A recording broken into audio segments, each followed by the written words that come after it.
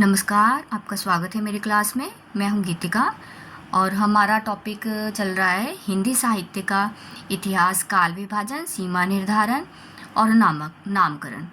हमने इससे संबंधित कुछ नोट्स कर लिए हैं और अब परीक्षा की दृष्टि से महत्वपूर्ण प्रश्न करने जा रहे हैं। कुछ प्रश्न मैंने आपको कल करवाए थे और थोड़े बहुत आज करवा रही हूँ, फिर उसके बाद हम अपनी क्लास आगे टॉपिक वाइज करेंगे। ठीक है, तो लिखिए। सबसे पहले आचार्य रामचंद्र शुक्ल से अभिप्राय है रामचंद्र शुक्ल। आचार्य रामचंद्र शुक्ल ने प्रकांड कवि वृत्त संग्रह, वर्डिंग को याद रखना है आपने, प्रकांड कवि वृत्त संग्रह किसे कहा है? किसे कहा है? ये मिश्र बंधु विनोद को, मिश्र बंधु विनोद। ठीक है, जो मिश्र बंधु विनोद ग्रंथ है, मिश्र बंधु के द्वारा लिखा गया है, उनके ग्रंथ को, मिश्र बंधु के ग्रंथ को, जिसका नाम मिश्र बंधु विनोद है, उसको आचार्य शुक्ल ने प्रकांड कवि वृत्त संग्रह कहा है। आगे लिखिए। सारे, ये भी कथन है। हाँ, देखिए, सारे रचना काल को केवल आदि, मध्य, पूर्व, उत्तर इत्यादि खंडों में आंख मूंद कर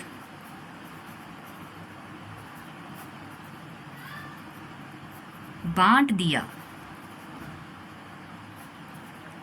यह भी ना देखा कि किस खंड के भीतर क्या आता है और क्या नहीं।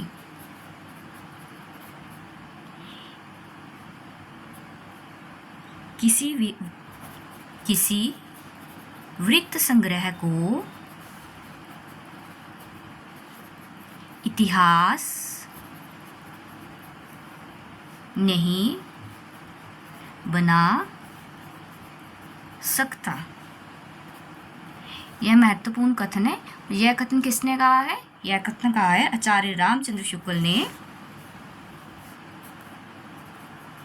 आचार्य रामचंद्र शुक्ल ने किसके लिए कहा है? मिश्र बंधु।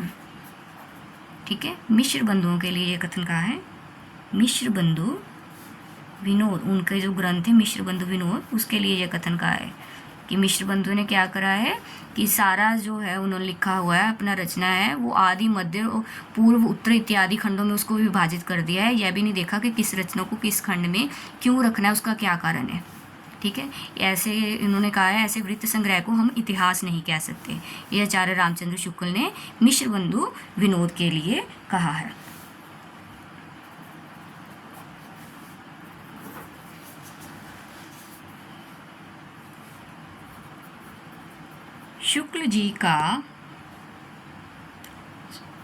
शुक्ल जी की काल विभाजन पद्धति का आधार क्या है?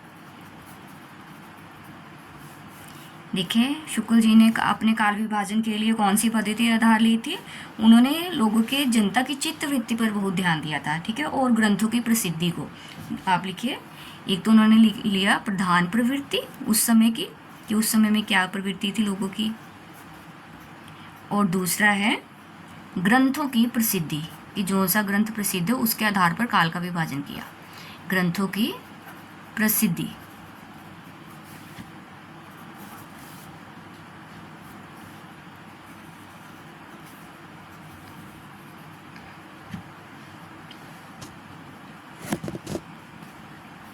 आगे लिखिए, शुक्ल जी के, ये परीक्षा की दृष्टि से सारे इम्पोर्टेंट क्वेश्चंस हैं, इनको ज़रूर अपने दिमाग में रखना है आप लोगों ने। शुक्ल जी के काल विभाजन में सर्वाधिक आपत्ति विद्वानों को किस नाम से थी? किस नाम से थी? वीर गाथा काल। ये मैंने आपको बताया भी था, ठीक है। आचार्य प्रसाद द्विवेदी ने तो बहुत ज़्यादा आलोचना करी है इनके इस नाम की, क्योंकि उन्होंने ऐसा बताया कि इनकी रचनाएं, जिस रचनाओं के आधार पर इन्होंने वीर गाथा काल नाम दिया, वो रचना ही प्रामाणिक नहीं है, या तो वो बाद के काल की निकली है या वो प्रामाणिक नहीं निकली, ठीक है। इसलिए इन्होंने इस काल का बड़ा ज़्यादा विरोध किया था। आचार्य प्रसाद द्विवेदी ने भी करा था, ठीक है। उन्होंने इसका नाम आदिकाल बताया था। फिर आगे देखिए, शुक्ल जी ने आधुनिक काल के, आधुनिक काल जिसे उन्होंने गद्य काल कहा था, आधुनिक काल के कितने भेद किए? कितने भेद किए थे इन्होंने? 3 भेद किए। ये भी लिखिए, इंपॉर्टेंट है इनके नाम। नई धारा, प्रथम उत्थान, प्रथम उत्थान। फिर दूसरा जो है नई धारा, द्वितीय उत्थान, नई धारा, तृतीय उत्थान, ठीक है। ऐसे पूछ लेते हैं, नई धारा प्रथम उत्थान नाम किसने दिया? आचार्य शुक्ल ने दिया था, ठीक है।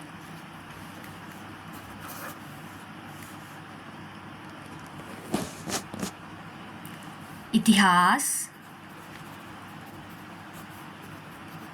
लेखन का भारतीय दृष्टिकोण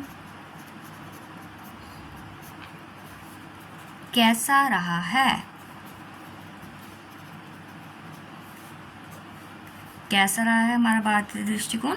आदर्शमूलक एवं अध्यात्मवादी।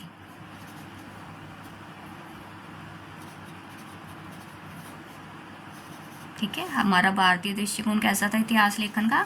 आदर्शमूलक एवं अध्यात्मवादी। और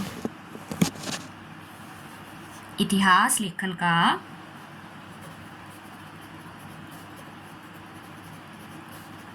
पाश्चात्य दृष्टिकोण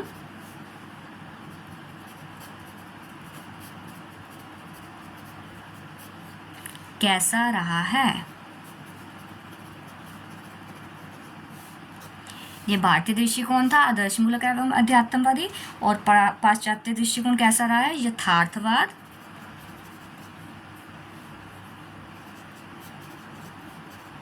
यथार्थवादी एवं वस्तुपरक। ठीक है, हमारे लोग थोड़े से अध्यात्मवादी है, तो उन्होंने इतिहास का भी लेखन ऐसे ही करा है। लेकिन जो पाश्चात्य विद्वान है, इन्होंने यथार्थ और वस्तुपरक, मतलब रियलिटी को ही ज़्यादा तवज्जो दी है इन्होंने, यथार्थवाद एवं वस्तुपरक।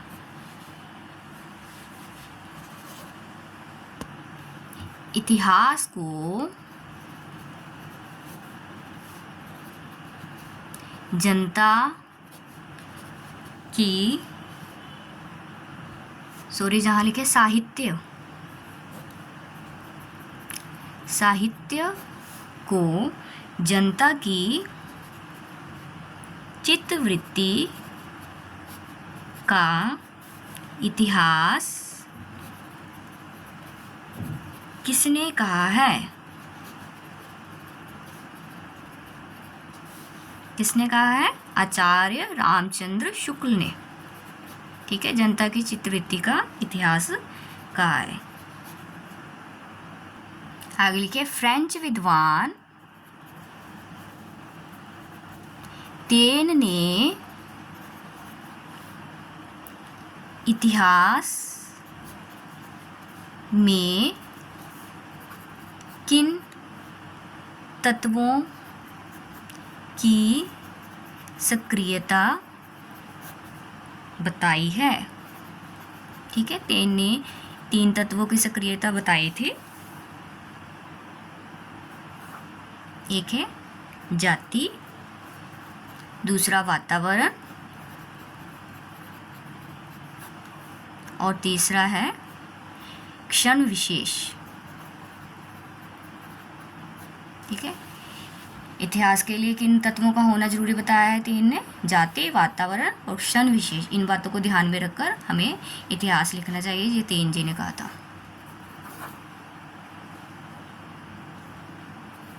शुक्ल जी की इतिहास लेखन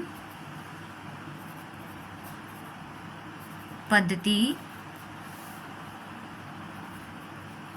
कौन सी थी। शुक्ल जी ने कौन सी पद्धति को अपनाया था, विधेयवादी।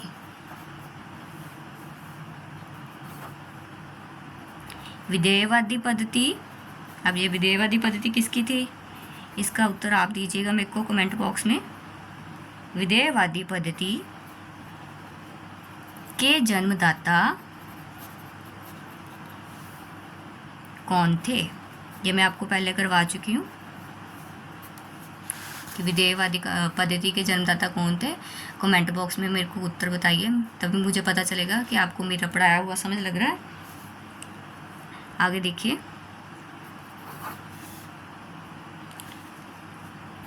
सर्वप्रथम इतिहास के लक्षण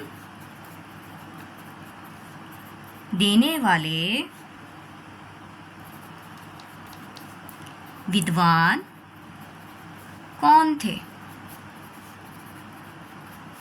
कौन थे, हीरोडोटस।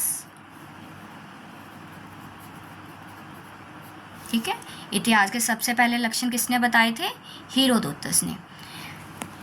हमारे आज के प्रश्न यहीं ख़त्म होते हैं। उम्मीद है आपको आज की क्लास पसंद आएगी और आपने मेरे प्रश्न का उत्तर ज़रूर देना है कमेंट बॉक्स में, और मेरे चैनल को लाइक और सब्सक्राइब और शेयर ज़रूर करना। आज के लिए इतना ही, धन्यवाद।